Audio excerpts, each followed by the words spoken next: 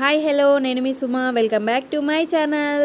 ఈరోజు అయితే ఒక మంచి స్నాక్ రెసిపీ అనమాట. నాకు నచ్చింది మాత్రమే మీతో షేర్ చేసుకోవడానికి ట్రై చేస్తా. ఇలాంటి కుకింగ్లోనైతే నేను ఫస్ట్ టైం ట్రై చేసిన. నేను యూట్యూబ్లో కానీ ఎవరు చెప్తే కానీ ట్రై చేయలేదన్నమాట. ఇది ఒక టైంలో నేను ఫాస్టింగ్ ఉన్న టైంలో ఇంట్లో శనగపిండి టైంకి లేకుంటే ఇంట్లో ఉన్న కార్న్ మక్క పిండి అండ్ బియ్యం పిండితో ఈ రెసిపీ అయితే రెడీ చేశానన్నమాట.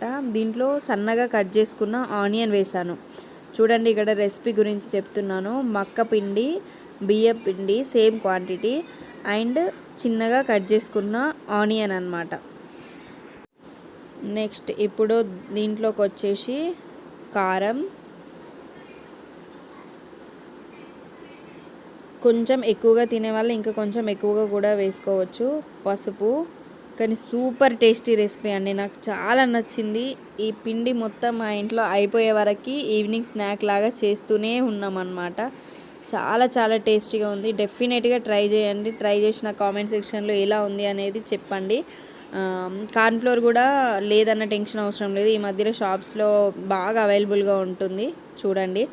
అండ్ ఇక్కడ సాల్ట్ వేసుకున్నాను, జీలకర్ర,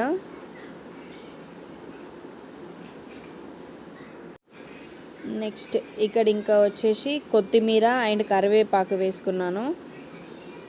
ఇది ఇలా రెడీ చేస్తున్నప్పుడే ఆయిల్ హీట్ చేసుకున్నాను స్టవ్ పైన.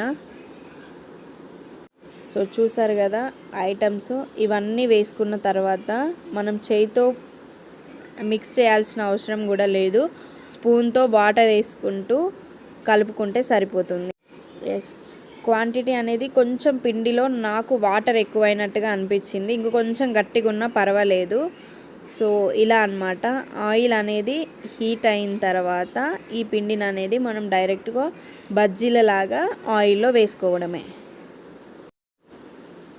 ఎస్, మనకు టేస్ట్ మెయిన్ ఇంపార్టెంట్. ఇక్కడ షేప్ కూడా అవసరం లేదు.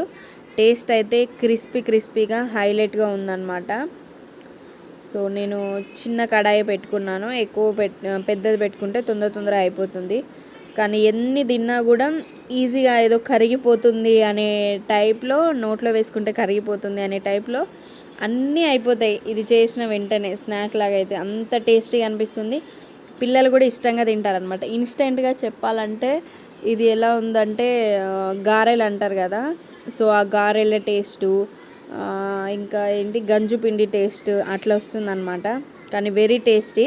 యాక్చువల్లీ ఇది చెప్పాను కదా, ఫాస్టింగ్ ఉన్న టైంలో ఇంట్లో శనగపిండి అవైలబుల్గా లేకుండే ఏం చేయాలి, ఇన్స్టెంట్గా కావాలి ఏమైనా అనుకున్నప్పుడు నా ఓన్గా నేను ట్రై చేశాను అనమాట. సో అలా 2 times 3 times ట్రై చేసిన 5th టైం తర్వాత మీకు చెప్తున్నా యాక్చువల్గా. సో కంపల్సరీ షేర్ చేసుకోవాలనిపించింది ఇంత మంచి రెసిపీని అయితే. సో వెరీ టేస్టీ అనమాట. సో దీంట్లో కొంచెం మసాలా పౌడర్ కూడా ఉంటే వేసుకోవచ్చు. ఇంకా మసాలా ఎందుకు ప్రతి ఐటెంలో అనుకుంటే అవాయిడ్ చేయొచ్చు. నేనైతే మసాలాను చాలా వరకు అవాయిడ్ చేస్తానన్నమాట. ఇంకా ఇలా వీడియో తీసుకుంటూ పక్కన మొత్తం పడేస్తున్నా.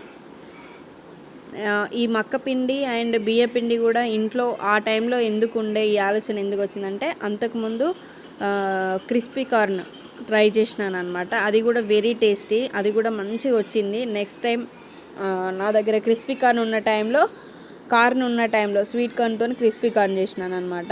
అది ఉన్న టైంలో అది కూడా చేసి చూపిస్తాను. సో ఆ క్రిస్పీ కార్న్ రెసిపీతోటే నాకు ఈ రెసిపీ అనేది రెడీ చేయడానికి అనేది ఐడియా వచ్చిందనమాట. సో ఫైనల్గా ఇది అన్నమాట మన ఆనియన్ పకోడా. వెరైటీగా బియ్యం పిండి అండ్ మక్క పిండితో ఆనియన్ పకోడా అన్నమాట. మామూలుగా మనం శనగపిండితోనే వింటాం, కాకపోతే ఇది వెరైటీ బియ్యం పిండి అండ్ మక్క పిండి.